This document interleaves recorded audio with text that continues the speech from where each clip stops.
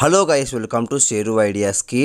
ఆంధ్రప్రదేశ్ రాష్ట్ర వ్యాప్తంగా EAMCET entrance exam అయితే జరిగింది కాబట్టి దానికి సంబంధించిన రిజల్ట్స్పై ఒక కీలక అప్డేట్ అయితే వచ్చింది. ఆ అప్డేట్ అయితే వీడియో క్లారిటీ చెప్తాను చూడండి.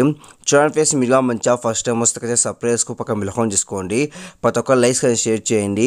Direct topic తెలిపోతాం. ఆంధ్రప్రదేశ్ రాష్ట్ర వ్యాప్తంగా ఎంసెట్ ఎంట్రన్స్ ఎగ్జామ్ జరిగింది కాబట్టి దానికి సంబంధించిన ప్రిలిమినరీ కీ కూడా విడుదల చేసింది. ఏమైనా అబ్జెక్షన్ ఉంటే తెలపమని చెప్పింది బోర్డు, అది కూడా కంప్లీట్ అయింది. అలానే ఇప్పుడు డిక్లరేషన్ ఫామ్ కూడా ఫిల్అప్ చేయమని చెప్పింది. అలానే మనకైతే ఈ రోజు అయితే రిజల్ట్స్ రిలీజ్ చేస్తున్నట్టు ఒక న్యూస్ అయితే వచ్చింది. కొన్ని వెబ్సైట్లలో మనకైతే రిజల్ట్స్ అయితే ఈ రోజు రిలీజ్ చేస్తున్నారు అనేసి కొన్ని వెబ్సైట్లు అయితే మెన్షన్ అయితే చేశారు. కాబట్టి చాలా మంది విద్యార్థులు అడుగుతూ ఉన్నారు రిజల్ట్స్ ఈ రోజే అనేసి.